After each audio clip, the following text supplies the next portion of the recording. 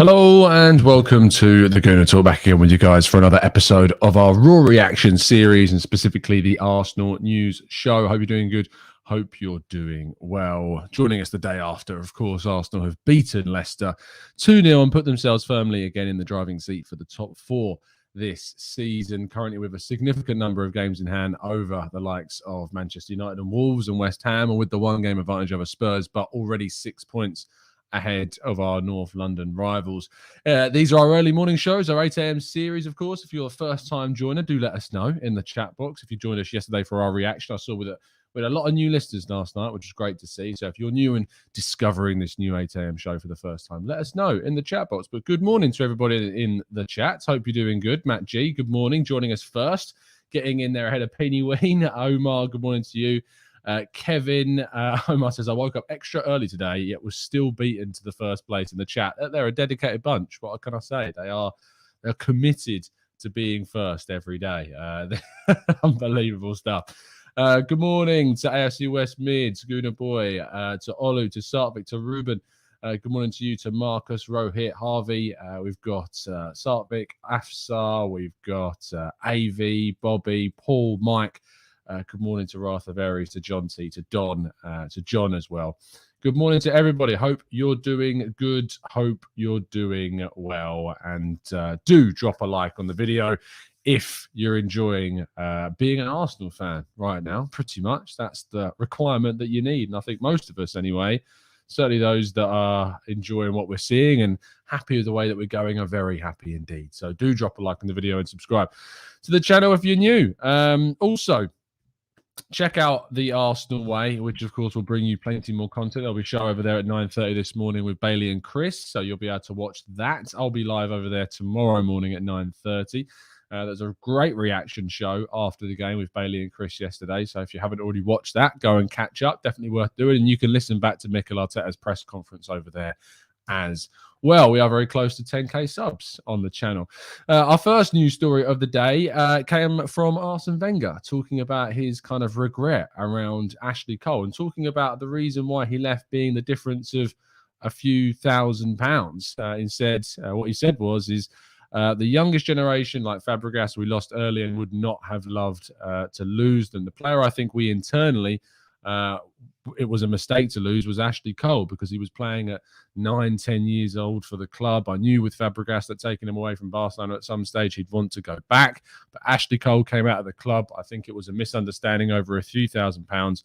At the time we spoke about Abramovich when he came into the game, Ashley Cole was one of the few players who developed even more and continued to develop when he left. Clearly they're talking about a misunderstanding between how much he wanted, how much Arsenal were willing to give him, and maybe wasn't up for giving him anywhere near as much as he should have given the player. Certainly we should have done more to try and keep him. Moving on to more transfer lines, Arsenal were linked last year in 2021 with a move for Florian Wirtz. However, any possible move in the future now looks to be significantly less likely. He suffered what is expected to be an ACL tear, possibly even a rupture. Seeing the tweet from Dr. Raj Prabra yesterday, estimating a 7 to 9 month layoff, which would rule him out of any possible move over the summer transfer window. So Florian Wirtz will not be making any kind of moves in the summer. Leverkusen may be slightly happy about that, but I'm sure they'd rather have their exciting young talent at the club. But he will return in 7 to 9 months, so could be out until at least the end of the year. Really bad news for one of the most exciting young talents on the continent right now. Speaking of players that are exciting on the continent, Fabian Ruiz, again linked with a move to Arsenal, and some Italian media claiming, actually, despite that report a couple of weeks ago that we covered about him not being keen on Arsenal and instead wanting to move to the likes of Real Madrid and PSG, supposedly that has changed slightly if these reports are to be believed. Claims are that he would be, quote, open to a move, according to Tuta Mercato. So we'll see if this one changes or moves in the next few months when the window, of course, opens. But Arsenal are interested. Arsenal's representatives have met with Fabian Ruiz's agent to try and get a feel for the player's needs and wants. And whether or not that moves to a deal, we'll have to wait and see. But it is something that happens quite regularly. Edu met with Jonathan David's agents in December of last year. So it's not like Edu is not doing anything, and it's regular that we want to kind of get the feels out there and find out what kind of moves Arsenal can make in the summer, especially if we manage to qualify for the Champions League. Continuing on the transfer line, Arsenal may struggle to get their hands on Alexander Isak after reports suggested that Liverpool will be moving for the player in the summer. Roberto Firmino is, of course, moving on a little bit now, and they're really without an out-and-out striker. And so Isak has been identified by Jurgen Klopp as an option to go for in the summer. And so he looks like he could be moving to Merseyside, which I think would obviously rule out a move to Arsenal. If you had the option between the two at this moment in time, it would make more sense to choose the path to Merseyside. And I think he'll be playing considerably in a very, very good team at a young age to flourish and develop. But who knows? Maybe Arsenal will still push harder. But I personally think there are other options out there that I would rather have than Isak at the club. Finally, penultimate story of the day is Bukayo Saka's injury, something that I know a lot of people are concerned about. Now, scouring all of kind of the possible avenues to get any information on this, Mikel Arteta, in any of the parts that weren't embargoed last night, was not asked from what I've seen. And that's frustrating because I feel like it was a question that definitely should have been asked, whether or not Bukayo Saka's injury is substantial or not. Looking across social media, could not find any information to find out about this. It looked like a bit of a impact injury and nothing more than that, really. So I'm hoping that it isn't going to be too serious. It should just be one of those that wear off. Saka has been injured before from these types of things and returned for the next game. So I'm hoping that it's not anything too serious, but we can't give you anything concrete because we haven't received any information about this as of yet. What I would say is that Mikel Arteta's press conference tomorrow, I believe, ahead of the game against Liverpool, should reveal a lot more about this. So we may have to wait until tomorrow to get more information on that. But of course, Arsenal play in just 2 days' time for the game against Liverpool. And we'll be doing a preview show for that tomorrow at 5 p.m. So make sure that you're around for that. And the last thing to focus on is, of course, more fallout from the game yesterday against Leicester, something that we always like to do. And we did this last night on the reaction show, is look at the prediction algorithms. Arsenal now have a 70% chance of finishing in the top 4. Tottenham have a 15% chance, and Man United on just 11%, even after they beat Spurs at Old Trafford. Arsenal need to pick up a significant number of points, of course, from the games that are left. But from those remaining games, Arsenal have a really, really good opportunity to try and get there, basically. And fingers crossed we can, because getting into the Champions League this season would represent a huge, giant leap forwards in what the expectations certainly are for Arsenal. I'm just doing a quick check on my feed because I know there was a couple of internet issues this morning, but it looks like the feed's fine, which is positive.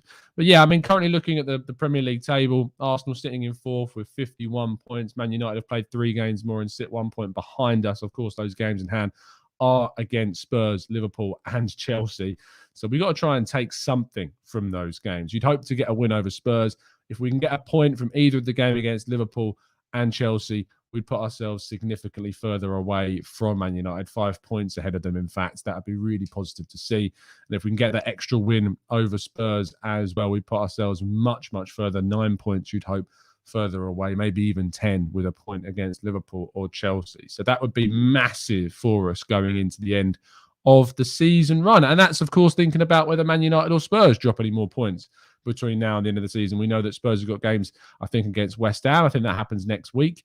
They're playing on Sunday, the 20th of March, but they've got Brighton away from home in midweek. Another chance. I know Brighton aren't doing that well at the moment, but that's a good chance. They've still got to go to Liverpool. They've still got to play Leicester at home. They've still got to play Newcastle, and they've got to go to Villa away. But the last 2 games of the season, you would expect them to win, where they've got Burnley and they've got Norwich. So there's a lot still to play for. Regarding Manchester United's fixtures, they go, as we've already said, to Atletico Madrid to play their second leg of the Champions League. That could see them go through the competition more and have more games to play. They then got to play Leicester at home. They play Everton away, which we don't know what's going on with Everton. They then got Norwich. They've got ourselves, Brentford at home, Brighton away, Chelsea at home on the penultimate game of the season. That could be really big, but Chelsea may already be sorted and probably have nothing to play for by that point, which will be a bit frustrating, where Man United will be a lot more motivated. and then Crystal Palace away on the final game, which is by no means an easy fixture either. We've also got that before the end of the campaign too. But it's put ourselves in a really good position, and we're playing really, really well. And that's also exceptionally important. But that completes all of the news for today, which means we're going to move to your thoughts and feelings in the chat box. So if you indeed do have any, do start to get them in there now, and we'll go through them as quick as we can.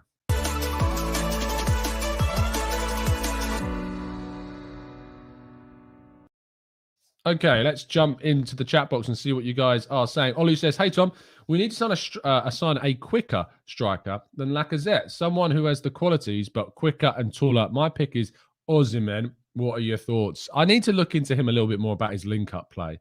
I talked about this last night. It's really important that we sign a player with excellent link-up play, because if we don't, we are going to struggle to play this style that we're using at the moment under Arteta and have the additional benefits of the other qualities that the situations coming forward. Chris says, are the referees being racist? If you look at Harry Kane, too hard to get a yellow card. If you look at a kick on Saka, you can just play on.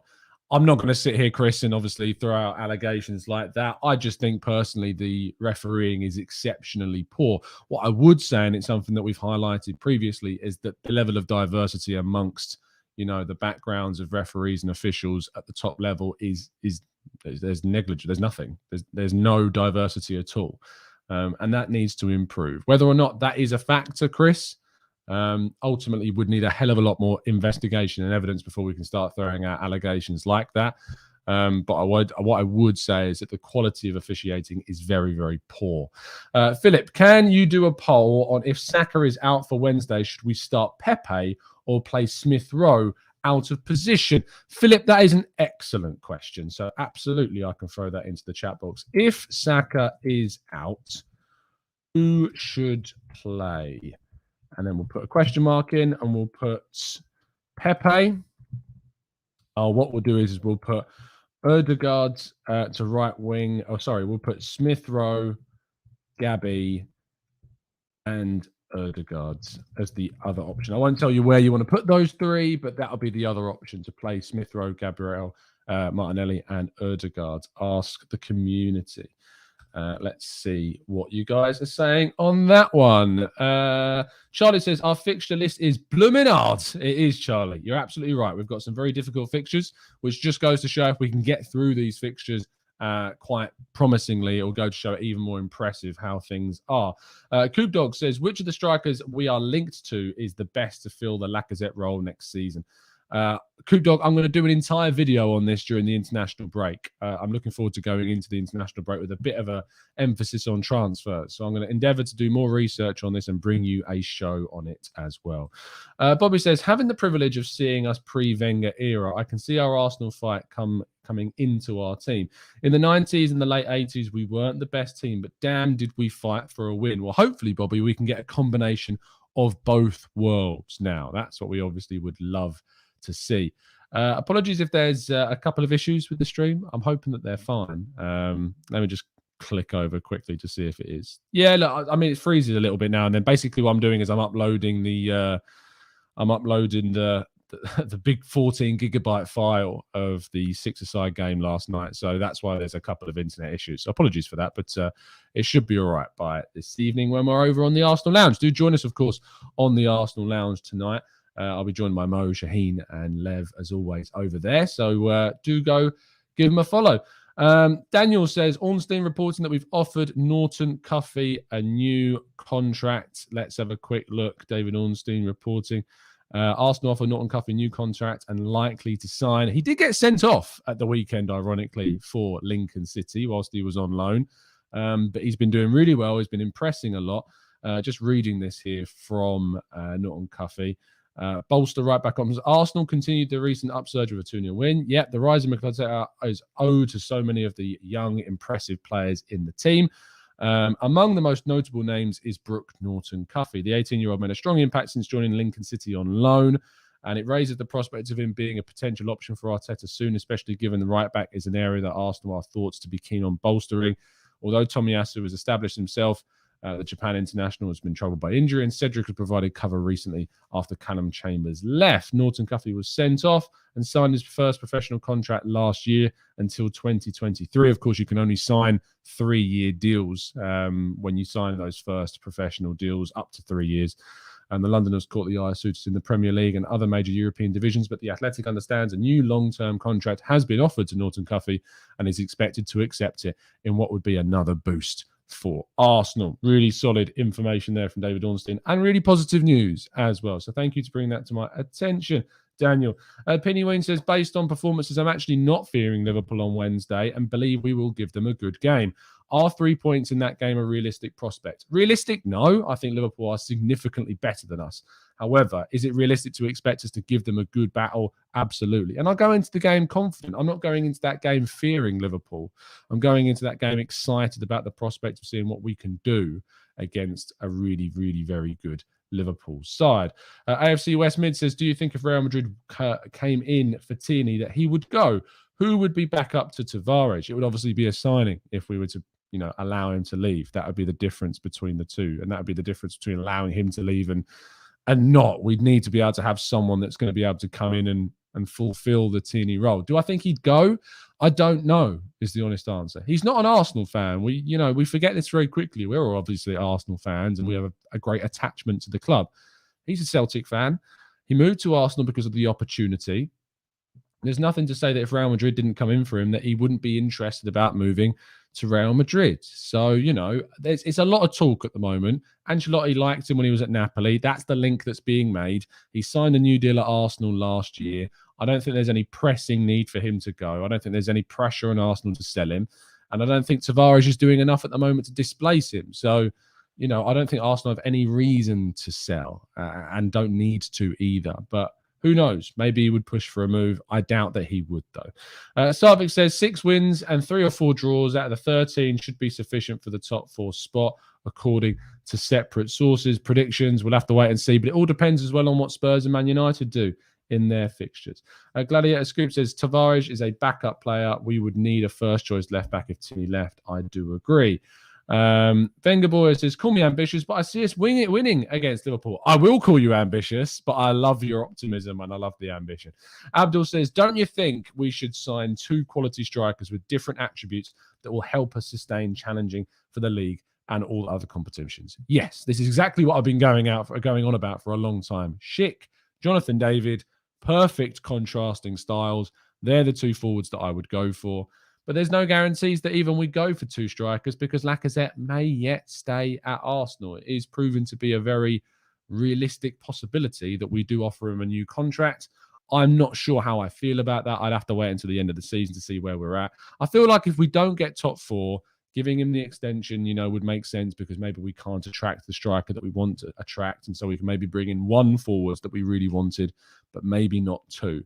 I think it may depend on where we finish. Ironically, him helping us qualify for the Champions League could end up meaning that we end up deciding to move him on. So let's wait and see what happens. Scott says, always watch your stream. I never comment. I really enjoy your content and opinion. Keep up the good work. Thanks, Scott. That's really kind of you to saying, you don't have to comment, but thank you for commenting. And I hope you enjoy the content, mate. Simugera says, hi, Tom. Can't wait for the UEFA Champions League next season. Come on, Arsenal. We're the best with the young guns. Fingers crossed you're right, mate. I love getting our hopes up, but it means that we will be massively disappointed if it doesn't happen. But we're in a good place right now, and that's great. Chet Perk says, why all the talk about Kieran Tierney leaving? Because it keeps on being reported, Chet Perk. At the moment. There's lots of sources in Spain suggesting that Real Madrid are very interested in him. I personally think those links do come from the established interest of Ancelotti when he was at Napoli, not necessarily anything new. But let's see in the summer of what happens and what takes place. Cyrus says, Saka, Odegaard, and Eddie captain Salah in their FPL teams. I found this strange. What do you think?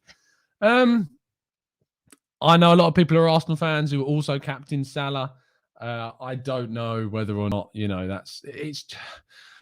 is there anything to read into that? There's a part of me that always feels like footballers probably shouldn't be playing fantasy football, because it often leads to leaks about information about injuries and possibilities of that.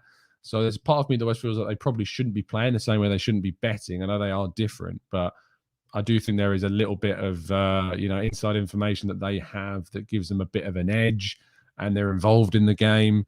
And obviously it leaks information too. What do I think about it? They shouldn't be doing it. That's what I think about it. But I don't think it's anything specifically to do with that's anything bad, to be honest. Let's have a look at the poll and see what you guys are saying. If Saka is out, who should play? 100 or 200 of you have now voted. 58% of you are saying Pepe. 42% of you saying Smith Rowe, Gabriel Martinelli, and Ødegaard should be the attacking three in some form of combination behind Lacazette on Wednesday. It's really interesting how split that kind of is. It's getting slightly further apart, 58% now saying Pepe, but I thought it would be very, very strong in the Pepe court. So that's very interesting to get your thoughts and feelings about that. Schick and David, or Haaland and Lacazette. Haaland and Lacazette, John. If you can get hold of Haaland, you get hold of Haaland. It's as simple as that. Justice, what's your thoughts on Jacob Ramsey? I think he's a fantastic talent and doing really, really well this season. Whether or not he gets into the Arsenal team is the question. I'm not sure whether or not it's worth bringing in him to, say, block Charlie Patino's progress. We don't know where he's going to specialise. It could be in that number 8 position. Is it worth bringing Jacob Ramsey in? Maybe it is. We're also linked to Aston Villa's Chukwuemeka, or Chukwuemeka.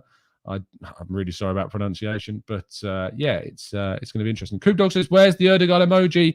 I'm going to do my best to get that to you ASAP. I've got a day off today, so hopefully I can reach out to my graphic designer and ask him about it. King says, "Tom, would you change formation to a back 5 against Liverpool to deal with the threat from Trent, Kane, Salah?" Kane? Who's Kane? Kane doesn't play for Liverpool. I'm assuming you mean Trent, Diaz, Salah, Jota, Mane, or Robertson, maybe you're talking about. There is a temptation, King. Absolutely, there is a temptation to go to a back 3. I don't think that we will. I think we will continue. I think if we were to go, say, 1-0 up and we were, like, say, 60, 70 minutes in, I think we'd then switch. But I think that Arteta is going to try and go for Liverpool. I think teams have tried to absorb pressure, and Liverpool are just far, far too good. If you want to beat Liverpool, you need to do what West Ham did earlier in the season at home, which is go for them and really go at them. Axe says, "Tom, Patrick Schick has a lot of injury problems. If we were to look at another tall, better in the air kind of striker, another good alternative for me, get an Osimhen and give Laka a 1 or 2 year contract." Let's have a look at Patrick Schick's injury record. It's not actually something I've put a lot of time into checking out. How many injuries has he faced? Just getting up the record now. He has had this season, in the 2021 season, 3 injuries. He's missed 10 games, to be fair. I mean, it's not a bad shout. Torn ankle ligament, fitness, missed 2 games, and a torn muscle fiber, missed 4 games. In 2021, he missed 7 games because of another torn muscle fiber. In 1920, he missed 11 games. You know, it's not a bad shout to suggest that he suffers with injuries. What I would say is that's why you buy 2. You buy 2 strikers. So you've got that backup option should you need one. Jing Lin says, "I do not agree. I think if we finish top 4, Laka will stay as second choice striker and Tierney is not going anywhere." Is Saka injured? We still are waiting a full update on that, but I've searched high and low to get info, but there's none out there. I'm sure we'll find out in Mick Arteta's press conference ahead of Liverpool. Chet Pert says, "Pepe is overrated no matter what the poll is." I mean, I'm not sure that he can be overrated when there's a lot of people who have doubts about him, to be honest. I think that he's a player that hasn't had enough chances, to be honest, to prove whether or not he was ever worthy of that amount of money. But it's interesting that 58% of you are saying that you play him and a massive 42% saying that you wouldn't, even though he's the obvious choice. And then you'd have to kind of mix and match. That's interesting. What about Elise? Again, Elise quite similar to Ramsey. Not sure whether or not his signing would block the path of Patino. We'll have to wait and see what we do in the summer. Bobby says, "For me, Tom, you may have needed to put other as an option for the vote. I couldn't vote." That's fair enough, mate. I think there are other options that we could have gone for. Bobby, let me know where you're standing on Arteta. I know that you weren't very much not interested, but I know you weren't completely sold. I mean, 5 wins in a row now. It's looking pretty darn good. Let me know where you're thinking on that one, mate. Kipsicool, thank you in the chat box. So apologies if I've got that wrong. It says, "Great show, Tom. Have you seen Tavi Popescu from Steaua Bucharest? He could be a smart signing." No, I've not seen anything of him, mate, at all. Popescu. Let's have a quick check. Who he is. There's a lot of them. Octavian Popescu, is that who you mean? Is that the right person? Probably isn't. Probably looking at the completely wrong person. Tavi Popescu. Yes, Octavian. I'm assuming that's who you mean by Tavi Popescu. How many have you got? 7 goals, 3 games. 19 years of age, playing on the left wing. Interesting. You know, we are looking at a wide forwards. He's coming under kind of the brackets of players playing abroad. He's like Adam Plojek, who is another player that I really like and think he is certainly going to go to that next level. He's got 6 goals and 12 assists, 9 goals and 13 assists across all competitions in 37 matches. You know, he could really be something quite special. So there's a couple of youngsters playing in Eastern Europe right now that certainly should be on Arsenal's radar, that's for sure. Merzlin says, hey, Tom, do you rate Renato Sanchez? Do you think he fits at Arsenal? I rate his quality. I don't rate his injury record. He is going to be missing his 70th game with his 8th hamstring injury at the age of 24 on Wednesday. That's not reliable enough for us to invest in him, unfortunately. JDB says, Tom, is 3rd place achievable? Ultimately dependent on Chelsea. It all depends on whether or not we can win in that game against Chelsea when we go to Stamford Bridge. If we can, we've got a really great chance of getting 3rd place. But it all depends on them. They were very lucky yesterday. Really, really fortunate to get a result, and that, you know, that really could harm our chances. If they had drawn against Newcastle, it would have opened things up a hell of a lot more than they currently are. Adam says, Tom, how about your opinion on Arteta? Are you still on the fence? If we miss out on top 4 because United have an outrageous run-in, would you be okay with a contract extension? Yeah, I would. Like, I'm fine with a contract extension. Adam, I talked a lot about this last night on my position on Arteta because someone asked me on it last night. I think that he's done more than enough this season to kind of convince, in my opinion, everyone. Like, if you really are against Arteta, I think there's been overwhelming evidence this season that he is the right man to lead us forwards right now. So even if we were missing out on top 4 and say finish 5th, I think that there is ultimately loads of evidence to suggest that we are moving in the right direction. Tom, is Calvert-Lewin still the one that you want? No, he hasn't been for quite a while, Dan, to be fair. I've been waxing lyrical about Patrick Schick for quite some time, and Jonathan David is my 2 options. The thing about Calvert-Lewin is I feel for him because he's playing in a really bad Everton team. Managed by a really bad manager. So I do feel for him. And I do think that in another team, he would flourish. But I'm not sure whether or not we could take the risk on Calvert-Lewin or not. That's kind of the issue.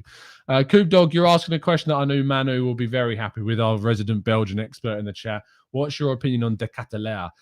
He seems like a better winger striker than Lang, playing currently for Club Brugge, of course.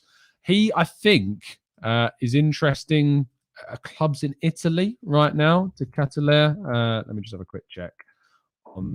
It's not coming up on my thing now. That's really irritating.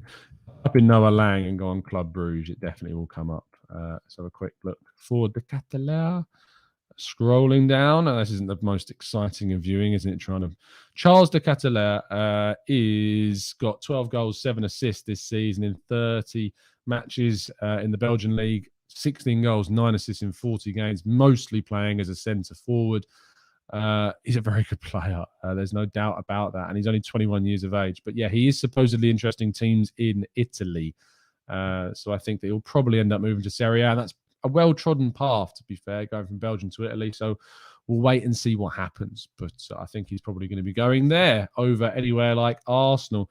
Scrolling down, DCL or Jesus. I think I'd go for Jesus and then sign Schick. I think that Jesus is going to be a really good option in the summer for a team to be kind of a support striker and a support option, but not as your number 1 striker. But I would choose Jesus and then go for a Schick as well in the summer. Jasmine, yes, I absolutely rate Florian Neuhaus, and he's very quickly becoming my number 1 pick for central midfield in the summer. Certainly someone that we should be looking at. Anshul says, Tom, please name and rank your top 3 midfield targets for the summer. Florian Neuhaus, Yuri Tielemans, and Fabian Ruiz are my top 3 picks. Anish says, best option for striker is Lukaku. Good hold-up play and finish. What's your opinion? I don't think that we're going to be able to get Lukaku from Chelsea unless it's for a ridiculous fee. And I think his age profile as well is probably not what Arsenal are looking for. I think they'll max go to a 26, maybe 27-year-old at maximum, unless you can get a Lewandowski on a 2-year deal. That's the only kind of one that I would see them breaking the mold for. But other than that, I don't think Lukaku at all. Khalid says, Tom, I love that you're sold on Patrick Schick. You love that? Great. I'm glad that you're happy about that. Zora says, what about Tony and Joao Felix? I think Joao Felix will stay at Atleti. But again, he's similar to Jesus, similar to David. If you sign Joao Felix, you've got to sign that more physical striker as well to pair them with. Otherwise, I just don't think it would work. NK says, do you reckon that Xhaka will revert back to a double pivot? Probably. I can't see him playing too high up like he has been against that midfield and that forward line. That would probably be a little bit naive. Mickey says, Arteta says his Arsenal project is going to blow. Funny thing is, I now believe him. I wouldn't bother. I think bang. Didn't he say bang? I'm pretty sure he said his project is going to bang. Funny thing is, I now believe in him. I wouldn't bother my head about what players we buy because I now trust the guys at Arsenal to raise us to the next level. Earhart says, thank God we didn't sign Maddison. I'm one of the few who are happy that we signed Ødegaard. I don't think you're one of few. I think you're one of a lot. I was certainly very happy that when we pulled that signing off over James Maddison. I think Ødegaard is someone with amazing technical ability. And in the summer, you know, he was always our number one pick. I was very interested and infatuated a bit by Emi Buendia and the idea of Emi Buendia. But, you know, I'm very happy that we signed Martin Ødegaard, that's for sure.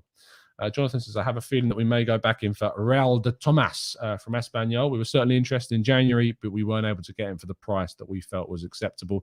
And Espanyol will still ask for a very big price in the summer. I'm not sure he's of the level that we should be going for, though, to be honest. We're going to wrap things up there. Thank you so much, guys, for tuning in, as always. I'll be live on the Arsenal Lounge at 8 o'clock tonight, as always, on a Monday evening. And then we'll obviously be doing this next show tomorrow morning. We do these every single morning at 8 a.m. So join us if you're new. Drop a like in the video and subscribe to the channel if you are tuning in for the very first time. And then we'll be doing a preview show tomorrow at 5 o'clock as well with the members from the Discord server. If you'd like to come onto the show, all you need to do is join up as a member and join our Discord server to register your interest. So make sure you do that. It's been an absolute pleasure, guys, as it always is, to join you. Have a fantastic Monday, basking in yesterday's victory, and go check out the boys on the Arsenal Way, as well as always, link to the channel is in the description. I'll see you soon, guys. Have a great day, and as always, up the Arsenal.